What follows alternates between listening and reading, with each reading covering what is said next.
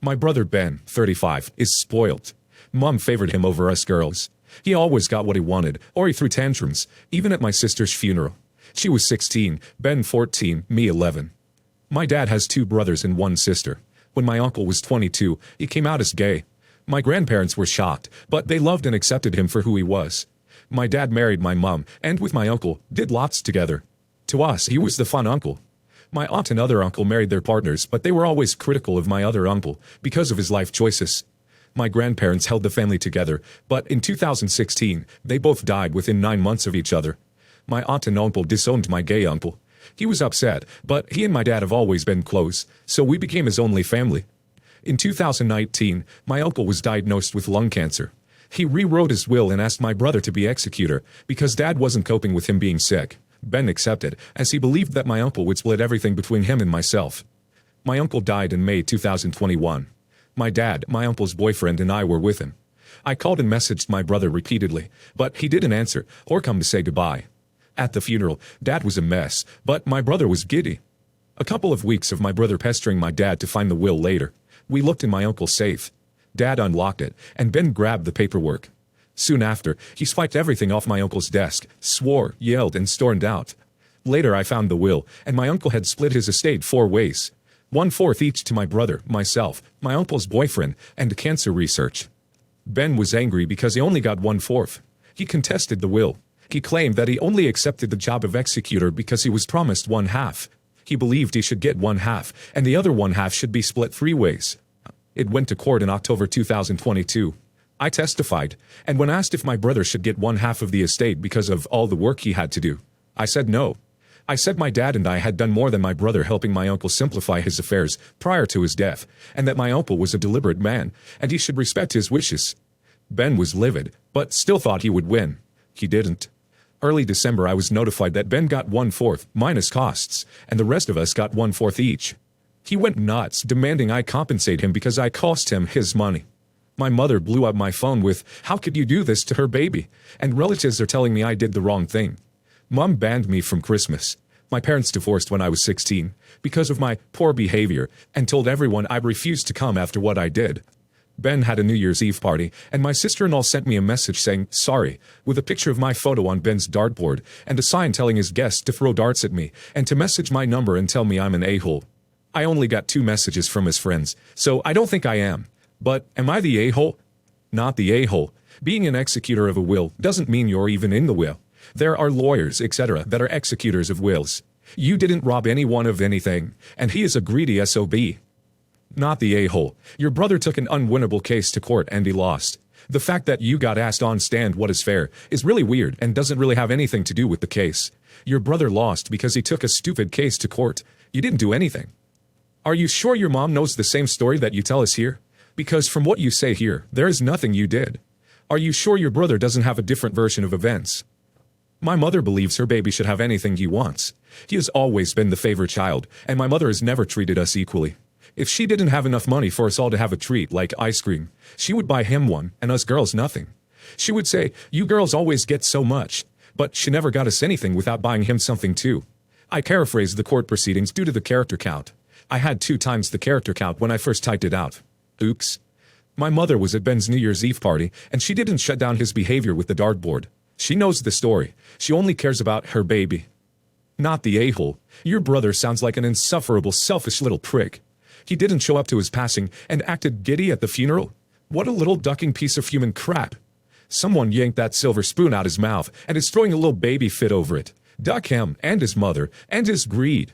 You did the right thing, and I know your uncle would be proud of you for how you stood up for his will and for yourself. I have 3 kids, 25, 23, and 16. I think I'm okay here, and a few relatives who know what's going on agree. My eldest Jack is in med school. Jack's always been a great student and graduated top of the class, and he's overall very charming and social. In 2021, he met a girl, Beth, through a tutoring program. Me and my wife had only met Beth twice, and larger groups of Jack's friends, and it wasn't anything serious. A few months ago, Jack dropped the news that he and Beth were going to marry, and he would take a leave of absence from med school at some stage.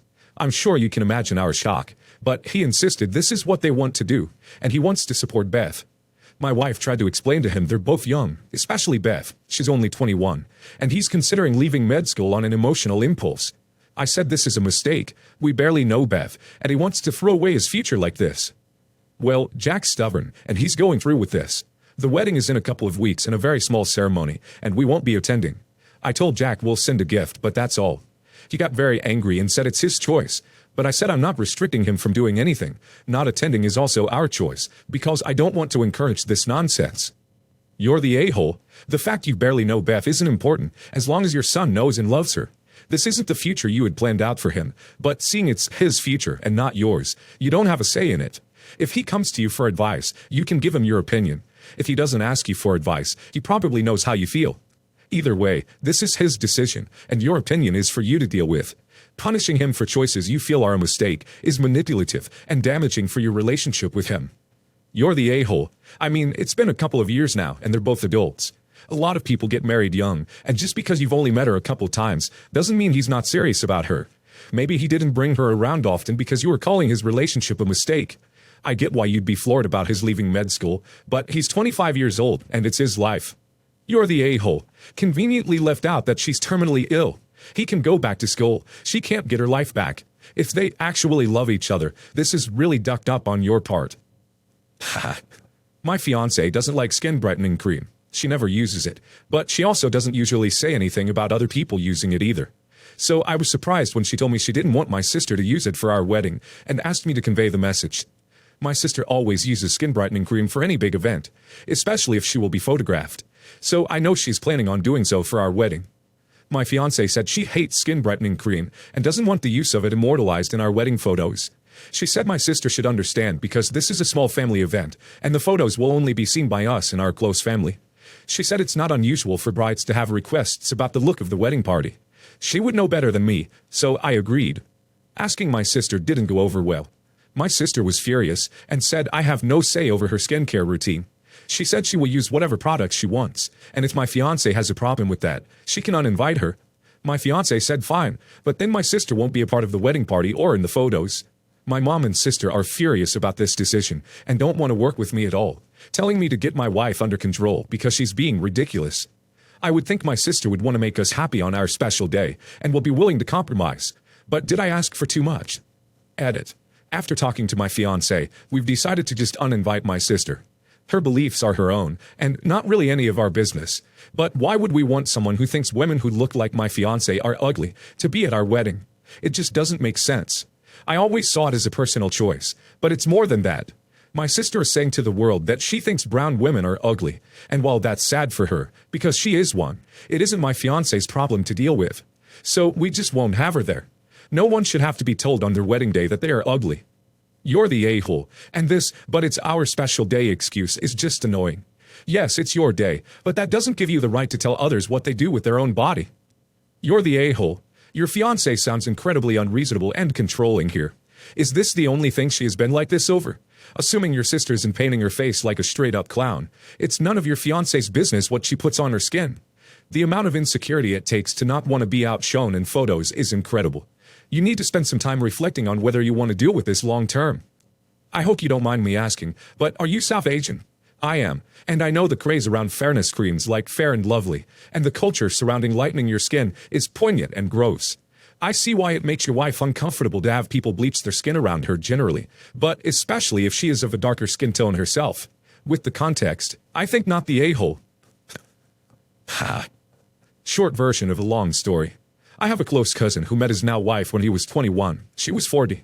The 19-year-old age gap at the time was interesting, and Rebecca, as we'll call her for the sake of this post, was excellent for Mark, as we'll name my cousin, as Mark was somewhat directionless and really thrived from having a more mature partner guide him, etc.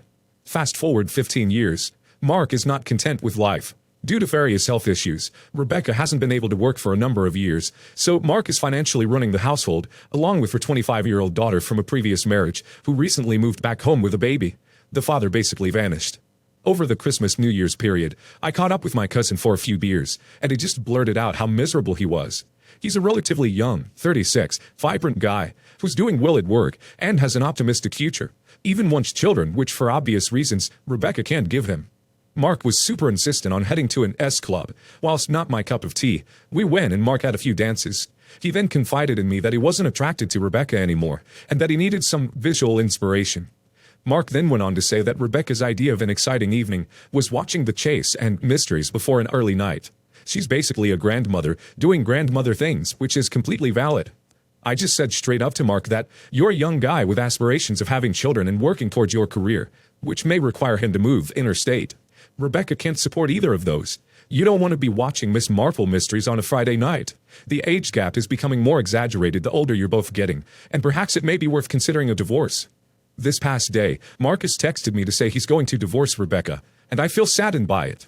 My wife is also pissed as she said I shouldn't have given Mark such advice. Am I the a-hole? You gave him honest advice. It probably would have occurred to him whether or not you said anything. That's a huge age gap, and it doesn't make a ton of sense long term. Unless you run France, I guess. Not the a-hole. Not the a-hole. You didn't say anything that was cruel, and frankly it sounds like Mark was already having such thoughts himself. Mark himself said there was at least one likely impassable obstacle in his marriage with Rebecca, that he wants children of his own. OP, your wife may not like that you gave that advice, but ultimately, it was only validating something Mark was already thinking. I would have thought she'd be more upset you both went to an S club. Not the a-hole. Mark's an adult and is perfectly capable of making his own choices. All you did was reinforce what he was already feeling. My wife and I had our first child back in June. Things seemed normal between us for a while after the birth, other than the usual change you would expect. But I began to notice my wife being distant with me. This only seemed to get worse with each day. I asked her if there was a problem, but she denied it at first. That made me wonder if it could be PPD. I mentioned it to her even though she wasn't showing symptoms, but she seemed sure that PPD wasn't the problem. I was doing almost all of the housework and doing my best to support her breastfeeding and take on as much of the childcare as I could. So I didn't feel like it was her feeling a lack of support. I still tried to do even more to be sure, but it made no difference. After nothing worked, I again asked her if something was wrong. Her answers this time indicated that something was bothering her that she wasn't sharing with me.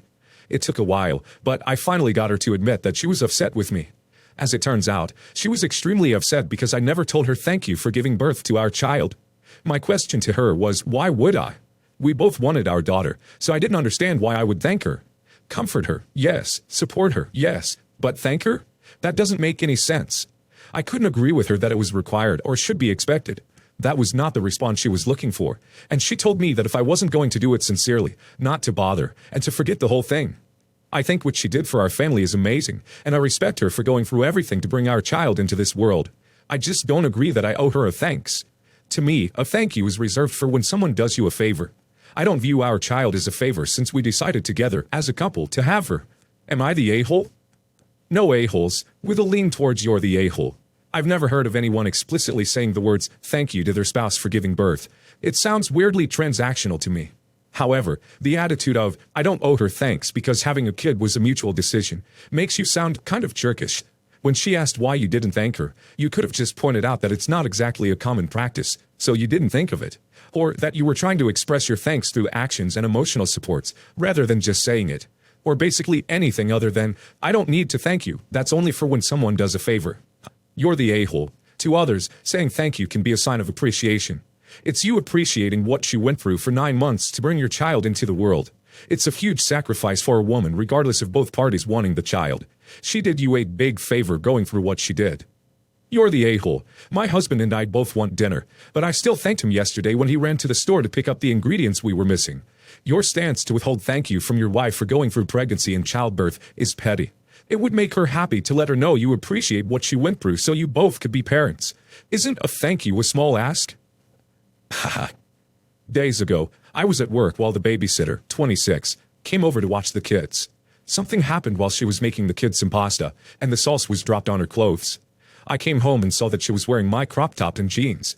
I asked about it, and she said that her original clothes that she came with were covered in sauce, and that my husband let her borrow some of my clothes, since she forgot to bring a change of clothes with her. I was flabbergasted at this, because she even took one of my bras as well. I immediately confronted my husband, and he said it was fine, and that he wanted to help her so she could resume her childcare work. I yelled at him, and told him I felt like he violated my privacy, and let her use my clothes, which are personal. He told me to chill, but I couldn't let it go.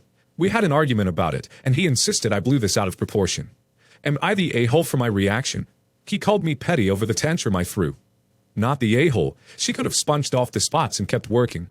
If the entire pot had spilled on her, husband should have told her to go home and shower, changed. At the very least, he should have called you to ask if she could wear your clothes. I do find it a little suspicious that he, or she, chose a crop top out of all of your shirts. Not the a-hole, at least in my opinion.